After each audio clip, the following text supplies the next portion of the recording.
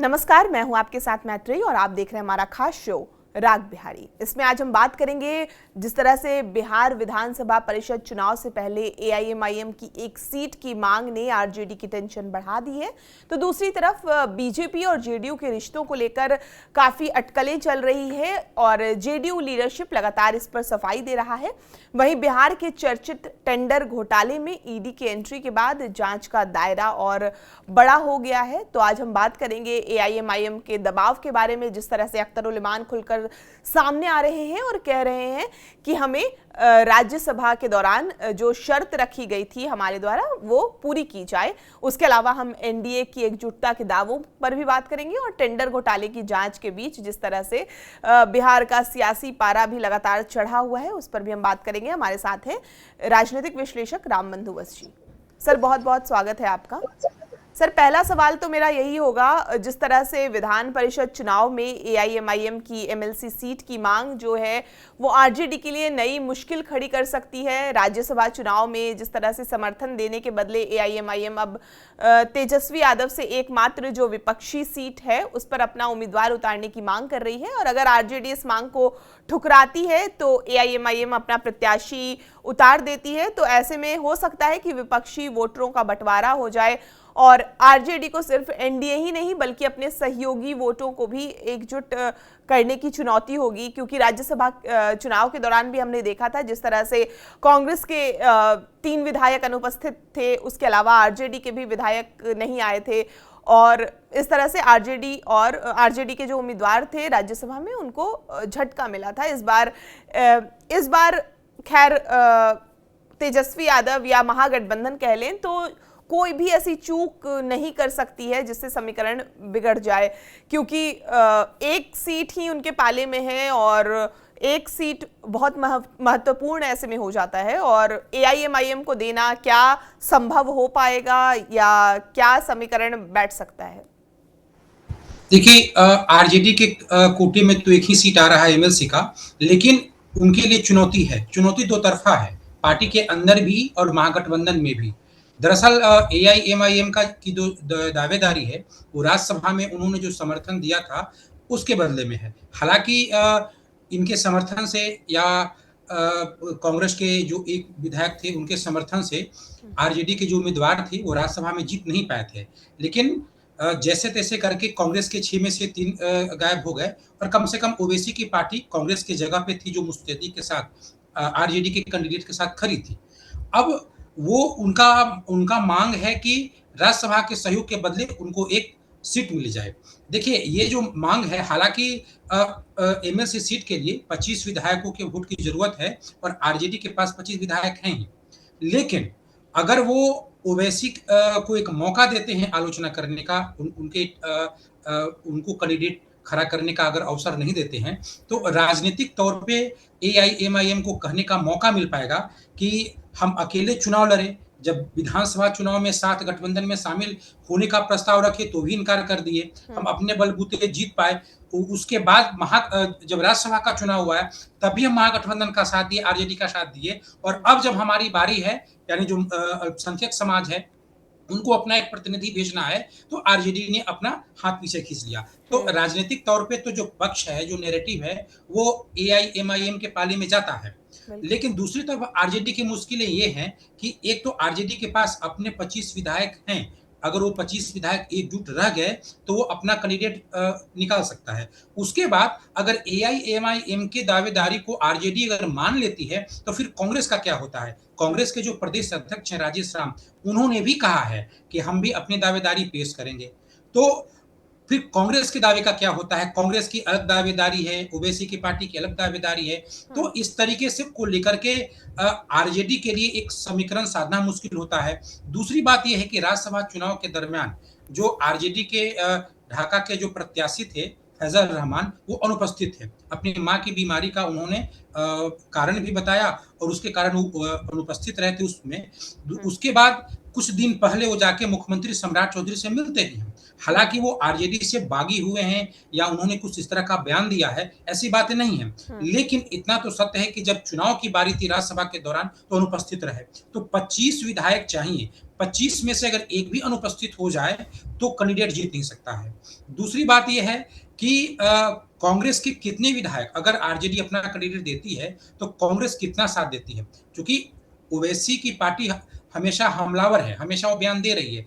कांग्रेस शांत है, कांग्रेस के अंदर भी कांग्रेस और आरजेडी के अंदर भी बहुत हलचल है, कांग्रेस के भीतर भी हलचल है। ऐसा नहीं है, अगर कांग्रेस के जो प्रदेश अध्यक्ष हैं या जो कांग्रेस पार्टी अगर आरजेडी के उम्मीदवार का साथ देना चाहेगी, देने की घोषणा कर देगी, तो भी कांग्रेस के जो 6 विधायक हैं कितने एकजुट रह पाएँगे? ये भी एक बहुत बड़ा सवाल है। तो कहीं न कहीं आरजेडी के लिए ये मुश्किल है कि अपने सहयोगी पार्टी को और अपने विधायकों को, सबको वोट के समय एकजुट रखना ये उनकी चुनौती है।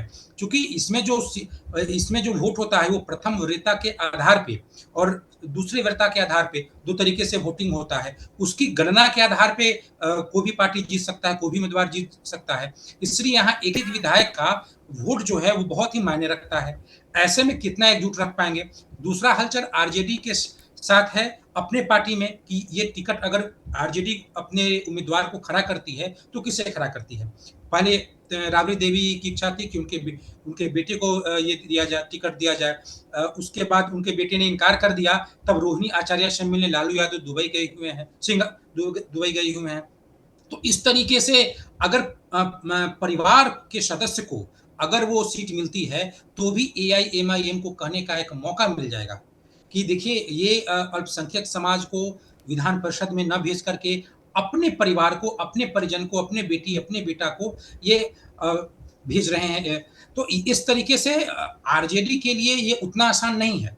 सीट एक है, विधायक हैं, वो चाहें तो जीत जाएँ, लेकिन पार्टी के लोगों की एकजुटता, गठबंधन की एकजुटता और फिर एमएलसी सीट में उम्मीदवार का चयन, हर पहलू में वहाँ गुत्थी उलझी हुई है और हर हर निर्णय के बाद भी आरजेडी पे आरोप लगने का एक स्पेस बचा हुआ है। अब देखने वाली बात है कि जो तेजस्वी यादव हैं, वो कैसे निर्णय लेते हैं और इतना तो तय है कि अगर एआईएमआईएम की उम्मीदवार को स्वीकार नहीं करती है आरजेडी, तो वो अपना उम्मीदवार खड़ा करेगी। अगर वो अपना उम्मीदवार खड़ा करेगी, तो क्या कांग्रेस उनको समर्थन देगी? क्योंकि आरजेडी और कांग्रेस में जो रिश्ते हैं, वो भी सामान्य नहीं है। उनको लेकर के भी हमेशा टकराहट होती रहती है। तो ऐसे में कांग्रेस के विधायक बागी हो जाएँ, इससे बेहतर होगा कांग्रेस के लिए दिखाना कि उनके विधायक इस अवसर पे भी राज्यसभा के बाद जब दूसरा अवसर आए तब भी बागी हो रहे हैं। इससे बेहतर है कि एआईएमआईएम के समर्थन को उम्मीदवार को समर्थन कर दें। तो इस तरीके एक तरीके का ये भी संभावना है कि चूँकि जिस तरीके का कॉन्फिडेंस दिख रहा है एआईएमआईएम के पार्टी के नेताओं में, मुझे लगता है कि कहीं कांग्रेस का उनको साथ न मिल जाए और आरजेडी अलग-थलग न पड़ जाए। इसलिए देखने वाली बात होगी, हालाँकि आगामी महीने में इलेक्शन होने वाला है। अब देखने वाली बात होगी कैसे आरजेडी इस परिस्थितियों का सामना करती है। बिल्कुल। सर, बिहार के चर्चित टेंडर स्कैम में ईडी ने अपनी इन्वेस्टिगेशन और तेज कर दी है और कहा यह जा रहा है कि एजेंसी ने कॉन्ट्रैक्टर ऋषु श्री से जुड़ी 15 कंपनीज को रडार पर लिया है और अर्बन डेवलपमेंट डिपार्टमेंट से 2016 से 2025 तक दिए गए सभी टेंडर्स की डिटेल मांगी है और ईडी ये पता लगाने की कोशिश कर रही है कि कहीं रूल्स को बाईपास कर इन कंपनियों को प्रोजेक्ट तो नहीं दिए गए। ऋषु श्री पहले ही एसबीयू की कार्रवाई के बाद जेल में है। उनके ठिकानों से कैश और ज्वेलरी और कई इंपॉर्टेंट डॉक्यूमेंट्स भी मिले थे। अब फोकस जो है वो टेंडर अलॉटमेंट प्रोसेस और पेमेंट ट्रेल और पॉसिबल मनी लॉन्ड्रिंग लिंक पर है। मामले में आगे कई बड़े खुलासे और कार्रवाई की संभावना जताई जा रही है। तो क्या है ये पूरा मामला और किस तरह से अभी कार्रवाई जो है वो आगे बढ़ रही है? देखिए, ऋषु सिंह जो हैं वो बिहार के विकास की एक अजीब किस्म की सच्चाई बन चुके हैं।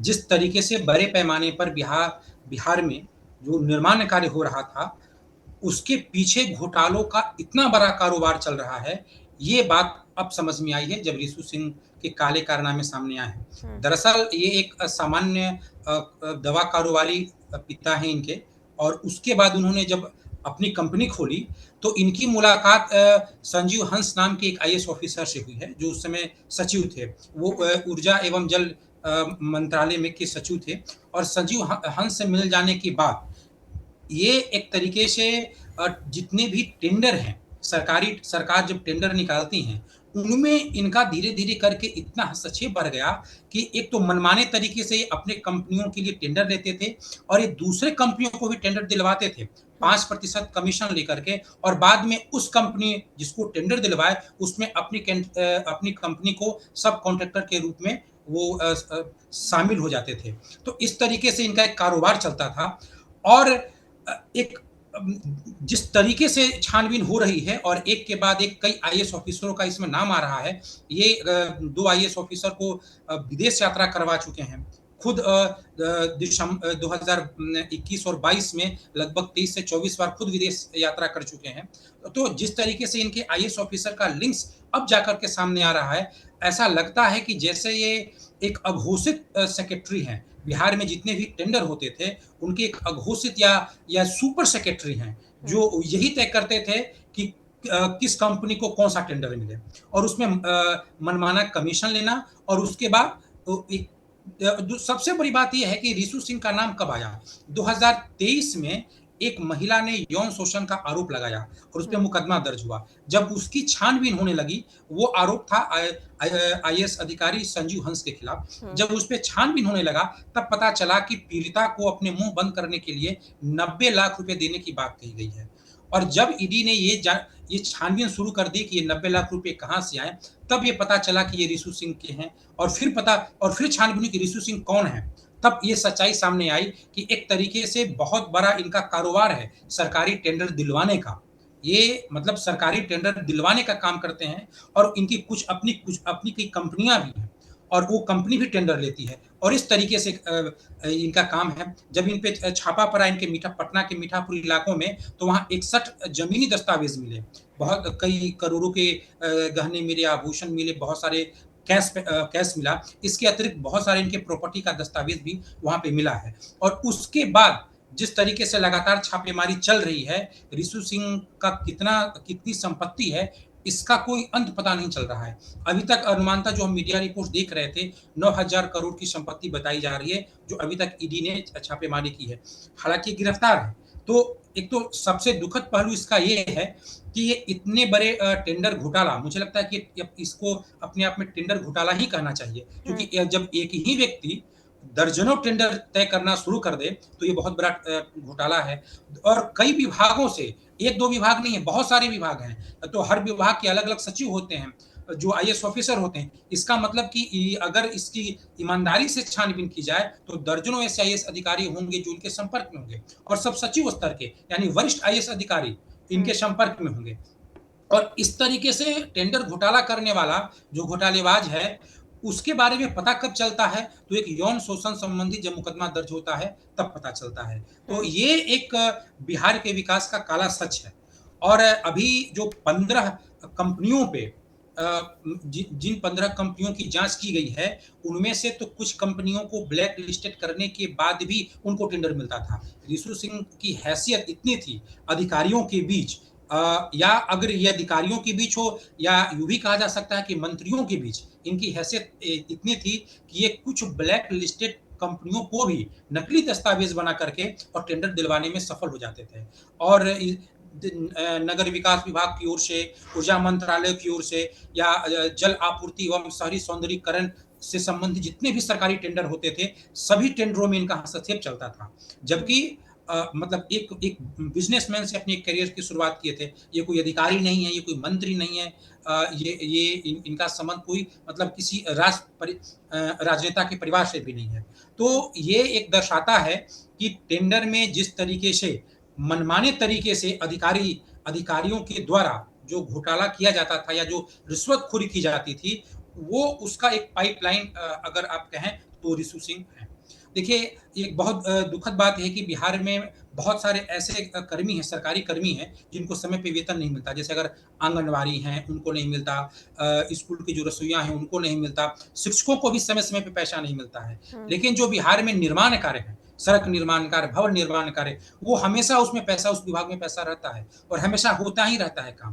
तो चूँकि वहाँ से पैसा जब वहाँ का पैसा निकलता है, अगर टेंडर निकलता है, तो फिर उसमें दलाली करने का, कमीशनखोरी का पूरा स्पेस बन जाता है।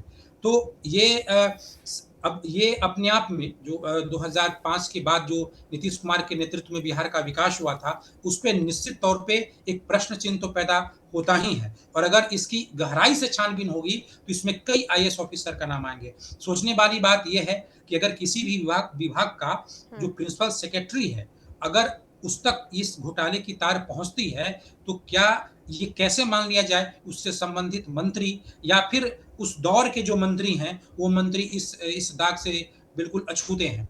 तो अब देखने वाली बात है कि ईडी कितनी गहराई से इसकी छानबीन करती है। दरअसल ये जब नीतीश कुमार थे, मुख्यमंत्री थे, तभी से हुआ था। 2 अधिकारियों के खिलाफ 2 अधिकारियों को निलंबित भी किया गया था जो लोग विदेश यात्रा किए थे और रिशु सिंह के खिलाफ भी छानबीन हुई थी। लेकिन जब से सम्राट चौधरी बने हैं मुख्यमंत्री, तब से रफ्तार थोड़ी तेज हो गई है। अब सबसे बड़ी बात है कि इसमें ऐसे मंत्रालय जो रिशु सिंह जिसमें टेंडर निकालते थे, वो जदयू कोटे के ही मंत्रियों के आते हैं। तो ये भी देखने वाली बात है कि कितने ऐसे मंत्री हैं और कितने बीजेपी के मंत्री हैं, कितने जदयू के मंत्री हैं, जहाँ तक ये तार जाके जुड़ती है। लेकिन ये तो तब होगा जब ईडी ईमानदारी से इसकी छानबीन करे और आने वाले समयों में ये जो रहस्य इस पे पर्दा उठता रहेगा। लेकिन इतना तो तय है कि इतना बड़ा टेंडर घोटाला होता रहा और किसी को पता नहीं चला और पता तब चला जब एक यौन उत्पीड़न से संबंधित केस की जब छानबीन की जा रही थी, तब इस जो रिशु सिंह का नाम सुर्खियों में आया था। बिल्कुल। सर, बिहार विधानसभा परिषद चुनाव के बीच बीजेपी जेडीयू के रिश्तों को लेकर पॉलिटिकल कॉरिडोर में कई तरह की चर्चाएं चल रही है। तो क्या दोनों दलों के बीच सब कुछ ठीक है या फिर अंदर खाने कोई खींचतान है? खैर, इस सवाल पर जब हम जेडीयू के कार्यकारी अध्यक्ष संजय झा से बातचीत हुई मीडिया कर्मियों की, तो उन्होंने साफ कहा कि एनडीए में कोई अनबन नहीं है और बीजेपी और जेडीयू का कोऑर्डिनेशन पहले की तरह स्ट्रांग है। 202 सीटों की बड़ी जीत इस तालमेल का नतीजा है और उन्होंने ये भी कहा कि कुछ लोग एनडीए की यूनिटी को देखकर परेशान हैं और बेवजह दरार की बातें फैला रहे हैं और उनके बयान को गठबंधन में सब कुछ नॉर्मल होने का मैसेज माना जा रहा है। लेकिन एक चर्चा ये भी चल रही है कि जिस तरह से सीटों के बंटवारे को लेकर बात हो रही है और 4 और 3 और उसके अलावा कौन कौन लोग आगे जाएंगे, जिस तरह से नीतीश कुमार एक्टिव हो गए हैं, मीटिंग कर रहे हैं, जिस तरह से विजय चौधरी से रिपोर्ट मांग रहे हैं, उसके बाद ये चर्चाएं काफ़ी ज़्यादा तेज़ हो गई है कि क्या एनडीए में सब कुछ ठीक है? क्या बीजेपी और जेडीयू के बीच सब कुछ ठीक है? देखिए, एनडीए में बीजेपी जदयू के बीच अनबन हो या ना हो, लेकिन तालमेल की कमी तो झलक रही है। और ये तालमेल की जो कमी झलक रही है, वो केवल एमएलसी सीट तो एक बहुत ही महत्वपूर्ण मुद्दा है ही। इसके अतिरिक्त भी ऐसा मैं इसलिए कह रहा हूँ कि ऐसे कई कार्यक्रम हैं जो बीजेपी के मंत्रालयों की ओर से होता है, जिसमें सम्राट चौधरी का तो तस्वीर होता है बतौर मुख्यमंत्री, नीतीश कुमार का नहीं होता। चलिए, वहाँ पे एक तर्क ये है कि नीतीश कुमार मुख्यमंत्री नहीं है। हालाँकि वहाँ पे प्रधानमंत्री की तस्वीर होती है, लेकिन एक पार्टी प्रमुख होने के नाते नीतीश कुमार का हो सकता था तस्वीर। लेकिन इसके ठीक विपरीत जब जदयू कोटे के मंत्री का भी जो मीटिंग हो रहा है, खासकर जो विजय चौधरी हैं उनके विभाग का अगर कोई मीटिंग है उसमें कई लोगों को जब आमंत्रित किया गया है, तो वहाँ पे नरेंद्र मोदी या सम्राट चौधरी की भी तस्वीरें नहीं रही हैं, जबकि सम्राट चौधरी तो मुख्यमंत्री हैं। तो ये जो तालमेल की कमी अब दिखनी शुरू हो चुकी है और एमएलसी सीट तो वो एक अवसर भी है, क्योंकि यहाँ पे तो सीटों को लेकर के रस्साकसी चलती रहती है। 3 और 4 का जो समीकरण है, वो बहुत ही महत्वपूर्ण है, क्योंकि बीजेपी ये चाहती है कि 4 वो रख ले और इधर जो श्रवण कुमार हैं, उन्होंने खुलेआम कहा है मीडिया से कि जदयू चाहती है कि उसके पास 4 सीटें आ जाएँ। तो ये 4 और 3 सीटों को लेकर के जो रस्साकसी है, वो एक कायम है। इसके अतिरिक्त जो एक सीट है, जैसे एक सीट ये भी कहा जा रहा है कि चिराग पासवान की पार्टी को मिलेगा।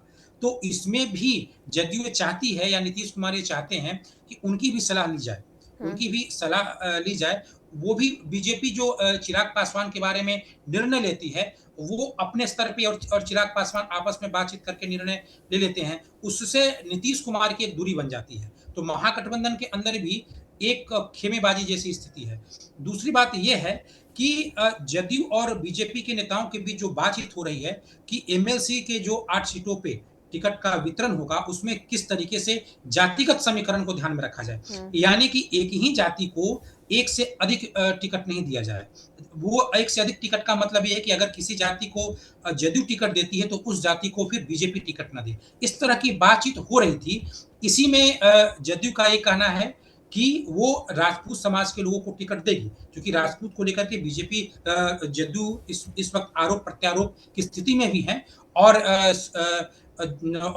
जिस तरीके से वहाँ पे श्वेता गुप्ता जो शिवहर के हैं, वो भी पहले लवली आनंद का सीट था, तो वहाँ से एक राजपूत समाज का टिकट कटा है। तो इसके कारण भरपाई के लिए वो किसी दूसरे राजपूत को या आनंद मोहन का जो बयानबाजी आ रहा है, उसको संतुलित करने के लिए किसी एक अन्य अपने राजपूत नेता को भेजना चाहती है जदयू। तो ये भी गड़बड़ा रहा है कि अगर राजपूत समाज के किसी नेता को बीजेपी भेजेगी, तो फिर जदयू नहीं भेज पाए। इधर जो कुर्मी समाज या जो पटेल समाज है, उनके किसी नेता को अगर बीजेपी एमएलसी भेजती है, तो जदयू का ये कहना है कि वो किसी कुर्मी समाज के नेता को वहाँ पे ना भेजे। तो इस तरीके से तालमेल की कमी है। यानी जदयू चाहती है कि वो कुर्मी को भी भेज दे, एक राजपूत को भी भेज दे। अब राजपूत समाज के लीडर को बीजेपी को भी भेजना है, कुर्मी को भी तो उभारना है। देखिए इस बार जो मंत्रिमंडल का गठन हुआ, उसमें जदयू के ही दबाव के कारण बीजेपी अपने किसी कुर्मी विधायक को मंत्री नहीं बना पाई। तो एक तरीके से दोनों पार्टियों में आपस में जो जातिगत जो तालमेल रहा है मंत्रिमंडल गठबंधन में, वही उसी तरीके का एक तालमेल एमएलसी के टिकट बंटवारों में भी होता रहा है। और जब आपको ये तय कर देते हैं कि एक पार्टी किसी एक जाति के उम्मीदवार को दोनों पार्टी टिकट न दे, तो इसका प्रभाव पड़ता है कि इसका प्रभाव ये भी तो पड़ सकता है कि उसके कोई खास नेता हो उस जाति से संबंधित, जो अगर हाशिए में चले जाएंगे, उनको फिर कैसे सेटल किया जाएगा। क्योंकि बीजेपी के पास तो अवसर होता है, अभी कई राज्यों में राज्यसभा चुनाव है, झारखंड में भी राज्यसभा चुनाव है, अपने किसी दूसरे कद्दावर नेता को कहीं से भेज सकती है। एक बांकीपुर का भी सीट है जो उपचुनाव होने वाला है विधायक का, नितिन नवीन के खाली होने के बाद, एक वो भी अवसर बीजेपी के पास है। लेकिन जदयू के पास कोई बहुत ज्यादा अवसर नहीं है। यही कारण है कि जदयू ये चाहती है कि उसको 4 सीटें एमएलसी की मिले और बीजेपी को 3 सीटें मिले, ताकि उसको अपने लोगों को एक जाति का समीकरण साधने का एक अच्छा अवसर मिल पाए। लेकिन बीजेपी ऐसा कितना मान सकती है, ये अब देखने वाली बात है। इसमें नीतीश कुमार इस बार जो एमएलसी का चुनाव है, जहां तक खबरें आ रही हैं, कमान अपने हाथ में ले चुके हैं और खुद ही जिस तरीके से वो प्रतिदिन एक से अधिक अपने ही नेताओं के घरों पे आ जा रहे हैं। मतलब एक दिन में वो एक से कई नेताओं के घर पे जा रहे हैं, बातचीत कर रहे हैं और बार-बार वो विजय चौधरी को जिस तरीके से बुला रहे हैं और उनसे बातचीत कर रहे हैं, तो इससे यही छन के सामने आ रहा है कि नीतीश कुमार खुद सक्रिय हो गए हैं। 2025 के विधानसभा चुनाव में जब टिकट बंटवारा हुआ था, वो परिदृश्य अब नहीं है। एक-एक बात को लेकर के किसका बायोडाटा आ रहा है, वो सारी बातें नीतीश कुमार जानना चाहते हैं। एक वीडियो वायरल हो रहा है, नीतीश कुमार जब संजय झा से उनके आवास पे मिल रहे थे, तो वहाँ पे एक आदमी जो नीतीश कुमार से मिलना चाह रहा था और उनके जो सुरक्षाकर्मी हैं, उस व्यक्ति को ढकेल रहा था। दरअसल वो अजय सिंह हैं, उनकी जो पत्नी है कविता सिंह, वो सिवान से पहले सांसद रह चुकी हैं। 2024 में उनको टिकट नहीं दिया गया और विजय लक्ष्मी कुशवाहा को वहाँ से टिकट दिया गया। अब कविता सिंह के जो पति हैं, वो भी राजपूत समाज से हैं, अजय सिंह उनका नाम है। वो चाहते हैं कि नीतीश कुमार की नज़र हमारी तरफ आए, हम उनसे मिल पाएँ और एमएलसी की अपनी दावेदारी पेश करें। कभी नीतीश कुमार के एक वीडियो और वायरल हो रहा है कि कोई एक कार्यकर्ता है जो कहता है कि हमसे भी बातचीत कीजिए। तो जदयू के अंदर एक उहापोह की स्थिति बन चुकी है। अब हालाँकि नीतीश कुमार जिस तरीके से लोगों से, अपने नेताओं से बात कर रहे हैं, अपने नेताओं को बुला रहे हैं और उनके आवास पे जा रहे हैं, तो यही इससे झलकता है कि नीतीश कुमार सक्रिय हो चुके हैं। अगर 4 और 3 सीटों को लेकर के जदयू बीजेपी के बीच अगर ठन जाती है, तो हो सकता है कि इसका कोई राजनीतिक दूरगामी प्रभाव हो। लेकिन बीजेपी के पास अवसर हैं। बीजेपी अगर इसको सेटल कर लेती है, तो चुनाव के बाद हो सकता है कि जो एमएलसी सीट को लेकर के जो टकराहट हो, शायद वो ना आए। लेकिन इतना तो तय है, झलकता है, केवल एमएलसी सीट को लेकर के ही नहीं, अन्य बातों से भी झलकता है, मंत्रियों के विजय चौधरी की बातों से या जिस तरीके से उनकी सभाएं होती हैं, उसमें भी, कि अब तालमेल की कमी जदयू बीजेपी में दिख रही है। अब एक तरीके की तालमेल की कमी दिख रही है। हम अनबन नहीं कह पाएँगे, अनबन का मतलब है होता है कि दूरी बढ़ना शुरू हो गया। तो नई सरकार बनी है, तो ये हम नहीं कह सकते हैं कि बीजेपी और जदयू के बीच दूरी बननी शुरू हो गई है, लेकिन तालमेल की कमी दिखता है। बिल्कुल, जिस तरह से एमएलसी का चुनाव होने वाला है और ऐसे में जिस तरह से आपने कहा तालमेल की कमी, गठबंधन में ये अमूमन देखा गया है। महागठबंधन की अगर हम बात कर लें या फिर एनडीए की बात कर लें, दोनों जगह अलग अलग तरीकों से नज़र ज़रूर आ रहा है ये तालमेल की कमी। फिलहाल खींचतान की स्थिति फिलहाल नहीं नज़र आ रही है जिस तरह से।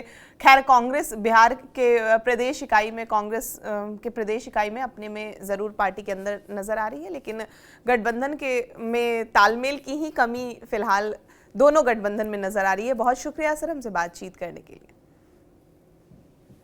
आपको ये पूरी बातचीत कैसी लगी और इस चर्चा पर आपकी क्या राय है, हमें कमेंट करके ज़रूर बताएं। और बिहार की तमाम खबरों के लिए आप हमारे साथ बने रहें और देखते रहें TV9 बिहार झारखंड।